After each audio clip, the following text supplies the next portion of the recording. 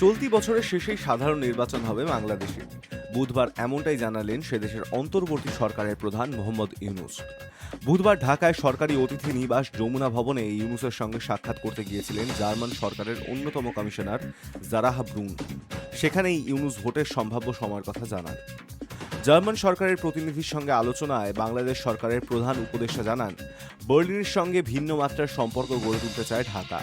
তিনি বলেন, আমাদের সঙ্গে জার্মানির ঘনিষ্ঠ সম্পর্ক রয়েছে, তবে আমরা ভিন্ন মাত্রার একটি বিশেষ সম্পর্ক গড়ে তুলতে চাই। নতুন বাংলাদেশ গঠনের জন্য ইউনূস জার্মান কমিশনারের কাছে সাহায্য চান। বলেন, নতুন বাংলাদেশের জন্য আপনাদের সব ধরনের সহায়তা দরকার। আমরা জাতীয় নির্বাচনকে সফল করতে কঠোর পরিশ্রম করছি।